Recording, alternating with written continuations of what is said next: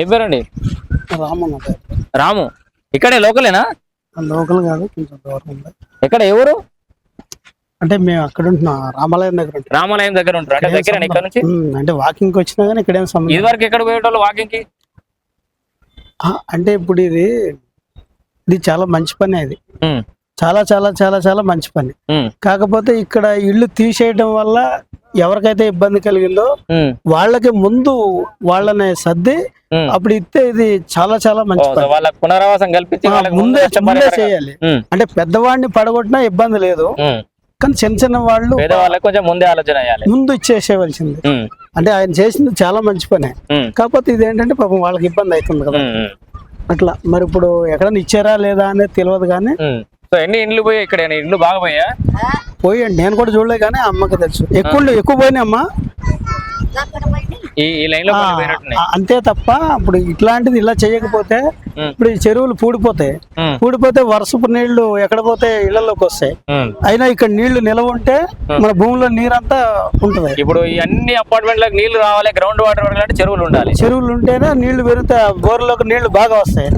మరి పూడి చేసుకుంటే ఇప్పుడు మన బెంగళూరు ఏదో అక్కడ నీళ్ళు అసలు లేవండి, ఇట్లాంటివి ఏం లేవు. లేకపోతే వాళ్ళు లారీలతోటి నీళ్లు తెచ్చుకుంటున్నారు. అవి ఎట్లా సరిపోతాయి? ఆ నీళ్లు మంచిగా ఉండవు కదా. ఈ భూమిలో అయితే మళ్ళీ మంచి నీరు మనకు వస్తుంది. హైదరాబాద్ కు అడ్వాంటేజ్ చెరువులు ఉండడం ఉండాలి. చెరువు ఎవరైనా కానీ ఈ చెరువుల్ని బాగా పెద్దగా ఎంత ఉన్నాయో అంతా తీసేసి, మొత్తం ఎవరైతే ఆక్రమించారో అన్ని తీసేసి, ఇంకా చెరువులు చాలా ఉన్నాయి. ఉన్న చెరువులను కాపాడుకోవాలి. ఉన్న చెరువుల్ని గట్టిగా తీయాలి. అంటే ఇది జనాల నుంచి సపోర్ట్ వస్తేనే తీయగలుగుతారు. రేవంత్ రెడ్డి సార్ చేసిన పని, ఈ పని చాలా మంచి పని. ఒకవేళ వేరే ఏమైనా ఉన్నాయేమో నాకు తెలియదు, కానీ చాలా మంచి పని. అట్లా మళ్ళీ మొక్కలను నాటడం అనేది ఉంది కదా, అది కూడా 5 వరకటోళ్ళు నాటారు, అది బాగుంది. అందుకని ఏంటంటే చెరువుల్ని కాపాడితేనే మనకి ఈ వాతావరణం ఈ టైంలో ఇట్లా చేయకపోతే ఇంకా భవిష్యత్తులో ఈ చెరువు కూడా ఉండదు కదా, మొత్తం కబ్జా అయిపోతుంది. చెరువు కబ్జా అయిపోతే మనిషి పోతాడు, మనిషి నాశనం అయిపోతాడు. వీడికి గాలి ఉండదు, ఆప్షన్ ఉండదు, గేమ్ ఉండదు. ఇక ఆ బిల్డింగ్ అంతా వేడే కదా. అదనమాట. ఇట్లాంటి పని అందరూ చెయ్యాలి. అంటే ఏ నాయకుడు ఎక్కినా ఈ పని చేస్తే మంచిది. మొదట్లో మరి హైడ్రా అంటే అందరూ భయపట్టించినారు, తెలియదు కదా.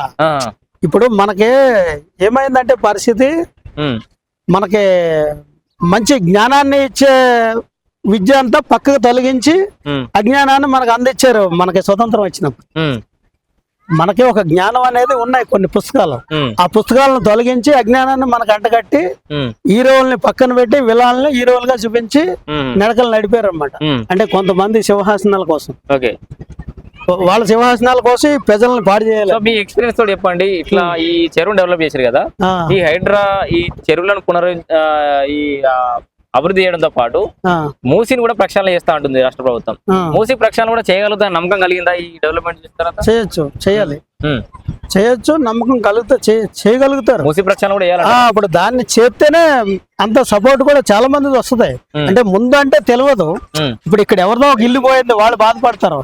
వాళ్ళకి ఇచ్చేస్తే వాళ్ళు బాధపడరు. ఇక వాళ్ళతోటి అనేది కాదు మనకి, కానీ అది అవుతుంది, చెయ్యాలి కూడా. ఇట్లాంటి అవే కదా, ఇంకా చాలా ఉన్నాయి చెయ్యాలి. ఇంకా మనకి ఇక్కడ ఒకటి ఉంది, ఎక్కడంటే ఇక్కడ జంపింగ్ యార్డ్ అంటారు చూడు, డంపింగ్ యార్డ్. అదే అక్కడ ఒక పెద్దది ఉంది కదా, అది చాలా ఆక్రమించుకున్నారు. చాలా ఉన్నాయి దాంట్లో. జవహర్ నగర్ దగ్గర అది జవహర్ నగర్ మండలం అనుకుంటుంది.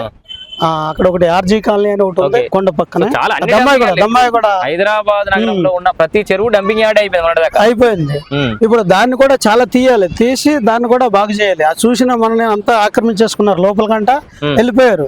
అది గట్టిగా ఒక 15 రోజులు వర్షం పడింది. ఒక 20 సంవత్సరాల నాడు, ఇక్కడ ఒక 25 సంవత్సరాల నాడు 15 రోజులు వర్షం పడి అక్కడ మునిగిపోయిందంతా. అటువంటిది మళ్ళీ పడితే వాళ్ళంతా నాశనం అయిపోతారు మనుషులు, అందులో ఆక్రమించిన వాళ్ళంతా. మరి వాళ్ళు నష్టపోతారు కదా, అది లాభం కాదు. ఇవాళంటే ఏదో పని అవుతుందా అని చెప్పి వాళ్ళు ఇది చేస్తున్నారు, కానీ అది లాభమైన పని కాదు. గవర్నమెంట్ ప్రత్యేకించి వేరే చోట్ల ఇస్తుంది, ఆ ఇచ్చి వాటిని వాళ్ళు తీసుకోవాలి. కానీ సరే, ఈ హైడ్రా ఈ చెరువుల పునరుద్ధరణ ఇవన్నీ కాసేపు పక్కన పెడితే ఓవరాల్ గా రేవంత్ రెడ్డి పరిపాలన తీరు ఎట్లా ఉంది? అంటే పరిపాలన అంటే ఒకటి, దీంట్లో ఎవరెక్కినా పరిస్థితి ఏమైతుందంటే సామాన్యులకి తెలివి లేని కారణంగా ఎవడెక్కనా తప్పు చేయవలసి వస్తుంది. తప్పు అనేది చేయవలసి వస్తుంది. ఆ తప్పు మన రాష్ట్రానికి దేశానికి అది నష్టాన్ని కలిగిస్తుంది. ఎందుకంటే ఇప్పుడు ఉచిత బస్సు ఉందా, అది రోజుకి 5-6 కోట్లేమో లాస్. అది ప్రజలకి వాళ్ళంతా లాభాన్ని కలిగిస్తుంది. అంతకు ముందు ఇప్పుడు మన ఈ రైతు బంధు ఉంది, అది 100 ఎకరాల వాళ్ళకి కూడా రైతు బంధు వెళ్ళింది, అది కూడా చాలా లాసే కదా. ఇప్పుడు ఆయన మొక్కలు ఏదో చేశారు కదా, అది మంచి పని. అట్లా చాలా మంచి పనులు చేశారు ఆయన కూడా, కానీ ఆ రైతు బంధుని అది నష్టం కలిగిస్తుంది. మళ్ళీ కళ్ళు కాంపౌండ్లు తెరిచారు, కొంతమంది చచ్చిపోతున్నారు. ముగ్గురు ఆడవాళ్ళు చచ్చిపోయారు ఒక ఇంట్లో, నేను చూసిన. ఆ కళ్ళు వాళ్ళకి వేరే ఉపాధి కల్పించాలి, కళ్ళు చేయాలి తప్ప మళ్ళీ వాళ్ళకి ఏదో ఈ గవర్నమెంట్ కి ఆదాయం కోసం ఈ ట్యాక్సీలు పొందడానికి ఇట్లాంటి ఇస్తే జనం పోతున్నారు కదా. ఇప్పుడు ఉచిత పథకాలు ఇవ్వక్కర్లేదు, ఈ తాగుడు అనేది మొత్తం బంద్ చేస్తే ప్రతి వాడి బాగుంటాడు. సో మొత్తంగా ఈ నల్ల చెరువు అభివృద్ధి అనేది అందరూ స్వాగతిస్తున్నారు, అందరు హ్యాపీగా ఫీల్ అవుతున్నారు ఈ ఏరియా వాళ్ళైతే. అందరు ఫీల్ అవినా అవ్వకపోవనే అది కాదు, కానీ ఇది చాలా మంచిది. ఇది ఇప్పుడు తక్కువ మంది హ్యాపీగా ఫీల్ అవుతారు, రాబోయే కాలానికి కొన్ని లక్షల్లో ఫీల్ అవుతారు. ఇవాళ పరిస్థితి కాదు, కానీ ఇట్లాంటి పనులు ఎన్ని ఉన్నాయో అన్ని చేయాలి. భవిష్యత్తులో ఇంకా మంచి ఫలితాలు కనబడతాయి అన్నట్టు దీనివల్ల కనపడతాయి. తెలియక ఎవడో తిరుగుతూ ఉంటే మళ్ళీ ఆ పిల్లగాడి చుట్టూ 5-6 పోతున్నారు. కానీ ఒక ప్రభుత్వాన్ని ఏర్పరిచి ఎవడైతే పిల్లలు స్కూల్కి వెళ్ళకుండా ఉంటారో వాళ్ళందరినీ వెతికి స్కూల్లో వేయాలి, ఈ చట్టాన్ని తేవాలి. తల్లిదండ్రుల మాట వింటలేదు పిల్లలు, ఇలా చాలా మంది పిల్లలు పోతున్నారు. అది నాకు చాలా బాధ కలుగుతుంది. నా పిల్లలు బానే ఉన్నారు, నాకు 2 కొడుకులు, ఇద్దరు ఉద్యోగాలు చేస్తున్నా, మంచుకుంటారు. లోకం అంతా అట్లా ఉండాలి. మన భారతదేశంలో ఏ పిల్లలు కూడా చెడిపోకూడదు. గాలికి తిరిగేటోళ్ళందరికీ ఒక చట్టం తెచ్చి ఆ చట్టం మొత్తం వాళ్ళ స్కూల్కి వేయాలి. ఒక పోలీసు ఉండాలి, గల్లీకి ఒక పోలీసు ఉండాలి. ఎవడన్నా స్కూల్ మానేసిండ అంటే తల్లిదండ్రులు వాడు ఇంటలేదు. వాడు ఓ పిల్లగాడు ఉన్నాడు, వాళ్ళ అమ్మమ్మ వాళ్ళ నాయనమ్మ నాకు చెప్పింది, వాడు స్కూల్ ఇక్కడ ఉంది, స్కూల్ ఇక్కడ ఉన్నది, వాడు ఇల్లు ఇక్కడ ఉంది, వాడు ఇట్లా వెళ్ళాలి కదా, వాడు అట్లా వెళ్తాడు, అట్లా తిరిగి ఇట్లా వస్తాడు, తిరిగి ఇట్లా వచ్చి మళ్ళీ ఇంటికి వస్తాడు. ఏమరా ఎందుకు వచ్చినవరా అంటే, నేను వెళ్ళేటప్పటికి లేట్ అయింది, గేట్ వేసేసారు. వాడు ఇట్లా వెళ్తే వాడు గేట్ వేయరు కదా, అట్లా తిరిగి రావడం అంటే ఇక వీళ్ళు ఏం చేస్తారు పాపం, వాళ్ళు ఏం చేయలేరు. వాళ్ళేమో బాసాలు తోముకోవడానికి పోతారు, మగవాళ్ళేమో తాగడానికి పోతున్నారు, పిల్లలు నాశనం అయిపోతున్నారు. ఈ మన తెలంగాణలో అది మనకి స్వతంత్రం వచ్చినప్పుడు మన విద్యా కేంద్రం మీద భారతీయుడు ఆ అధికారంలో లేడు. ఆ లేని కారణంగా చాలా విద్య పిల్లలకి అందలేదు, ఒక సరైన జ్ఞానం అందలేదు. ఈవేళ తల్లిదండ్రుల్ని పిల్లలు తిడుతున్నారు, అరే స్కూల్కి పోరా అంటే అటు ఇటు తిరుగుతున్నారు, వాళ్ళ మాట వింటలేదు. నేనైతే ఈ చట్టం తీసుకురావాలి, ఖచ్చితంగా తేవాలి. తల్లిదండ్రుల మాట వినారు పిల్లలు. గవర్నమెంట్ జాబ్ దరిద్రులారా, దరిద్రగొట్టోళ్ళారా, గవర్నమెంట్ జాబ్ కోసం చూడకండి రా. మీరు బయట 5-6 పనులు చేసుకోవచ్చు, మీకు పనులు 5-6 పనులు ఉన్నాయి, ఒక మనిషికి 5-6 పనులు ఉన్నాయి వాళ్ళు చేసుకుంటే. జాబ్ అంటే గవర్నమెంట్ జాబ్ ఒకటే కాదు, ఏదో జాబ్ చేసుకోవాలంటారు. గవర్నమెంట్ లో ఎందుకు అసలు గవర్నమెంట్, ఇప్పుడు గవర్నమెంట్ అయినా 1 లక్ష రూపాయలు ఎత్తుంది, లేదా 30,000 ఎత్తుంది. ఇప్పుడు ఛాయ్ అమ్ముకునేవాడు 2 లక్షలు సంపాదించాడు నెలకి, మరి ఇంక నీ గవర్నమెంట్ ఉద్యోగం దేనికి? సో ఏదో ఒక ఉద్యోగం అయితే చేసుకోవాలంటావు. ఏదో ఒక ఉద్యోగం, 2 ఉద్యోగాలు ఉన్నాయి కదా. 5-6 చదివినోడికి ఉద్యోగం ఉంది, 10 చదివినోడికి ఉంది, 12 చదివినోడికి ఉంది, 15 వాడికి ఉద్యోగం ఉన్నాయి. తిరగొద్దు. అయితే ఈ తల్లిదండ్రులు తెలియక గవర్నమెంట్ ఉద్యోగం అంటున్నారు వాళ్ళు. గవర్నమెంట్ ఉద్యోగం కోసం చూడకండి. మీరు గవర్నమెంట్ ఉద్యోగం కోసం ఎవరైనా చూస్తుంటే మీరు ఒక్కసారి మీరు జ్యోతిషులను కలిసి మీ పుట్టిన తేదీని బట్టి మీకు గవర్నమెంట్ ఉద్యోగం యోగాతం ఉందా లేదా అని చూడండి. అందులో యోగాతం కనుక ఉంటే ఒక 3 సార్లు ట్రై చేయండి. ఆ 3 సార్లు దాటితే ఇంక రాదు.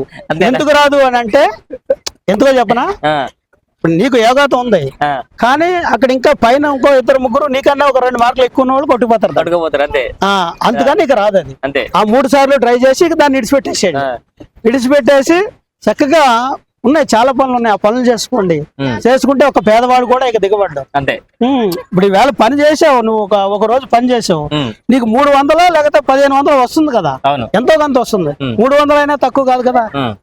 మొత్తానికి అర్థమైంది కదా అంకుల్ చెప్పిన సారాంశం. ఏదో ఒక పని ఇప్పుడు 300 అయినా లేకపోతే నీకు 300 తెచ్చేవాడు కన్నా, ఖాళీగా తిరిగేవాడు కన్నా 300 తెచ్చేవాడు నయమే కదా. అంతే.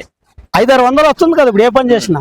మరి ఎందుకు ఖాళీగా ఉండాలి? గవర్నమెంట్ అంటే గవర్నమెంట్ ఏమన్నా నీకు ఏంటి అసలు? అది గవర్నమెంట్ చేసేవాళ్ళు కావాలి, గాలికి తిరగద్దు, మొత్తానికి గాలికి అస్సలు తిరగద్దు. అది పని చేయాలి, ఏదో ఒక పని చేసుకుంటే అప్పుడు మీకు మీరే గవర్నమెంట్ కి చేజాపే అవసరం రాదు. పని చేసుకోండి ఏదో ఒక పని. ఓకే ఓకేనా? ఓకే థ్యాంక్ ఉమ్.